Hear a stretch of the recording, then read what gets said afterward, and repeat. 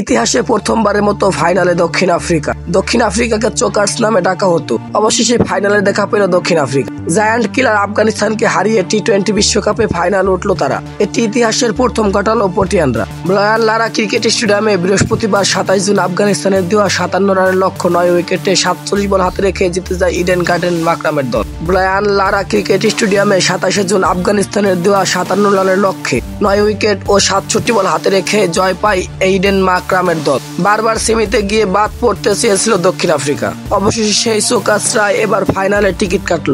আফগানদের দেওয়া 57 রানের লক্ষ্য তারা করতে নেমে কোনো সমস্যা হয়নি দক্ষিণ আফ্রিকা। শুরুতে অবশ্যই ডিককে হারায় তারা। ফারুকির বলে বোল্ট হয়ে 5 রানে ফেলে নেয় দক্ষিণ আফ্রিকার উইকেট রক্ষক ব্যাটসম্যান। এরপর অধিনায়ক মাকরামকে নিয়ে জয়ের বন্দরে পৌঁছে যায় ওপেনার রেজা হেনরিক। মাকরাম 21 বলে 23 এবং হেনরিক 25 বলে 29 রানে ছিলেন অপরাজিত।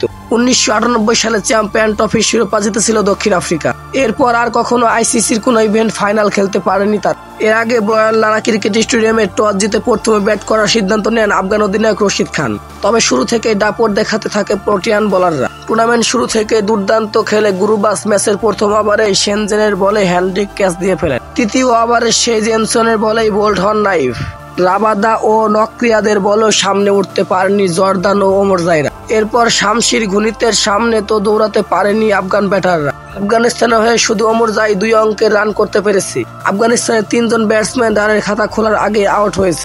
2 রানে আউট হয়েছে 4 ব্যাটসম্যান। মাত্র 11.5 ওভারে অল আউট হয়ে গেছে আফগানিস্তান। টি-20 বিশ্বকাপে প্রথম কোন দল হিসেবে সেমিফাইনালে 100 রানের আগে অল আউট হলো। তার পাশাপাশি টি-20 ক্রিকেটে এটি আফগানিস্তানের সর্বনিম্ন স্কোর। প্রোটিয়ানদের বোলাররা আজ দুর্দান্ত বোলিং করেছে। 1.5 ওভার বল করে 6 রান দিয়ে 3 উইকেট পেয়েছেন তার রাইস শামসি। 3 ওভারে 16 রান খসড়ায় 3 উইকেট নিয়েছেন মার্কো জেনসেন। ম্যাচ সেরা হয়েছে দক্ষিণ আফ্রিকার এই অলরাউন্ডার। 2টি করে উইকেট পেয়েছে নক্রিয়া ও রাবাদা।